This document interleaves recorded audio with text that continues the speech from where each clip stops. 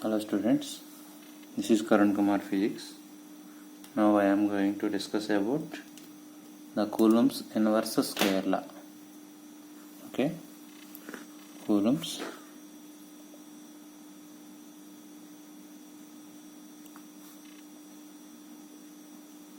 inverse square law. Okay, this Coulomb's inverse square law states that already the properties of charges as how many types of charges there are. Two types of charges, one is plus and other one is minus. So if we consider two charges, that is either plus plus or either minus minus, that is called one set. If we consider plus minus or minus plus, this is the another set. This set is called the like charges. Like charges. This set is called unlike charges. So what happened between the two like charges? There exists a force of repulsion. There exists a force of repulsion between two positive charges. There exists a force of repulsion between two negative charges. There exists a force of attraction between opposite charges. There exists a force of attraction between two opposite charges. So which type of forces are possible? Either attractive force or repulsive force. So now consider two charges Q1 and Q2. These two charges Q1 and Q2 are separated by a distance r. Now what happens? This charge may be positive or negative. So the possibilities for both the charges will be like this. Either both are positive, either both are negative, either one positive, other one is negative. These are only possibilities. That means between the two like charges there exists a force of repulsion. Between the two unlike charges there exists a force of attraction. That's why Coulomb's inverse square law explained the force of attraction or repulsion between the two charges is proportional to product of their charges, product of the magnitude of their charges, and inversely proportional to square of the distance between the two charges. Okay. Now by combining these two, you will get F is proportional to Q1 Q2 by R square. This proportionality is replaced by a constant called K is equal to F equal to K Q1 Q2 by R square. Thus K is replaced by 1 by 4 pi epsilon naught. 1 by 4 pi epsilon naught. This epsilon naught is called permittivity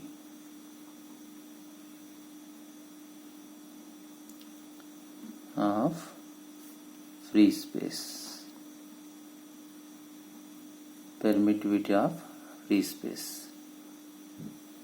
That epsilon naught value is equal to 8.85 into 10 power minus 12. 10 power minus 12 Coulomb square by Newton meter square. Coulomb square by Newton meter square. Therefore, the force between the two charges is replaced by F is equal to 1 by 4 pi epsilon naught Q1 Q2 by r square. This free space is also replaced by air. Okay, so this is a force between the two charges. For example, there exists a medium like wax, water, paper, then that is said to be a medium. Between these two charges, then this force is replaced by F dash 1 by 4 pi epsilon Q1 Q2 by R square in medium. In medium, what happens here? In this case epsilon naught, in this case epsilon. What is the epsilon? This epsilon is called permittivity of medium. Permittivity of medium. That permittivity of medium is not constant value. Here that 1 by 4 pi epsilon naught value is equal to 9 into 10 power 9. While solving problems, this is useful. Now, the dielectric constant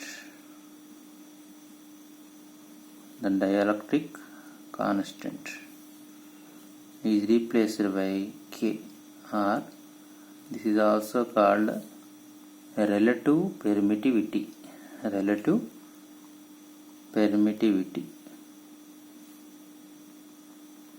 Relative permittivity. So to get the value, then take F and F dash ratio, then you will get how much? 1 by 4 pi epsilon naught Q1 Q2 by R square by 1 by 4 pi epsilon Q1 Q2 by R square. So you will get only epsilon by epsilon naught. This is called what? A K, or epsilon r multiplied with epsilon naught. That is, epsilon is replaced by K times the epsilon naught. Okay, that means to find the dielectric constant for a given medium, take the ratio of epsilon is called permittivity of the medium, and epsilon naught is called the permittivity of free space. The value of epsilon is not constant for a single medium. For medium to medium, the value becomes changes. Okay. For example, so initially, this is skill point, important. Initially, the force between the two charges is F is equal to how much? 1 by 4 pi epsilon naught Q1 Q2 by R square. Okay. So initial distance between the two charges is Q1 Q2 and separated by distance R. Then what happens? The force F is equal to 1 by 4 pi epsilon naught Q1 Q2 by R square. Okay. Now between these two charges a medium is present and the distance is changed to R dash. Okay. Then what happens? The force is F dash equal to how much? 1 by 4 pi epsilon naught K Q1 Q2 by R dash square. Okay. Now the given condition is these two forces are equal, then what should be the value of R dash? These two forces are equal, then what should be the value of R dash? So F is equal to F dash is the given condition. Then in this 1 by 4 pi epsilon naught Q1 Q2 gets cancelled.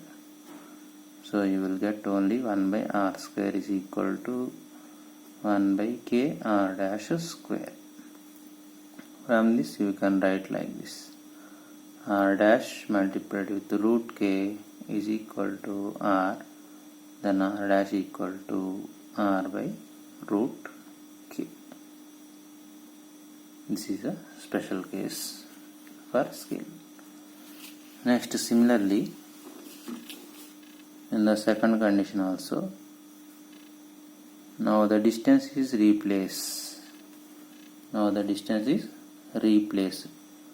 This is R dash and force is F in air, and this is R in medium between the same charges. Then what happens the force here? That first one F1 is 1 by 4 pi epsilon naught Q1 Q2 by R dash square. Here 1 by 4 pi epsilon naught K Q1 Q2 by R square. Okay. Now the given condition is both the forces are equal. Then what is the relation between R and R dash? Now the given condition is F1 equal to F2. Then R dash square is equal to K R square. Then you can write like this. R dash equal to how much? Root K multiplied with R. Root K multiplied with R. So when it is possible, if two charges Q1 and Q2 separated by a distance R dash in air, and these two charges separated by a distance R in a medium, when those two forces between the two charges are equal, then the relation between the R and R dash is R dash equal to root K R. Okay. Now I am going to take the new condition. This is Q1 and Q2. So total distance is R initially. Now let us consider a medium of thickness T. So total distance between the two charges initially is R. Now this is a thickness T for a medium. Then what happens for air? R minus T is the distance for air. Okay. Now the force between the two charges becomes. Now the force between two charges becomes what happens? 1 by 4 pi epsilon naught Q1 Q2 by R minus T is in air or not? Next, to convert this medium thickness into air, then what happens? This is in air, this is in a medium. So to convert the medium into air, then what happens? Multiply with the root K. Then root K multiplied with the thickness. This is the total distance between the two charges in the air. Whole square. This is the formula for force when a thickness T of dielectric constant K is introduced between the two charges separated by a distance r, then the force becomes 1 by 4 pi epsilon naught q1 q2 by r minus t plus root kt whole square. Okay, this is the important one. Now, how to find the resultant force between the two charges or three charges? Finding the resultant force between two or more charges.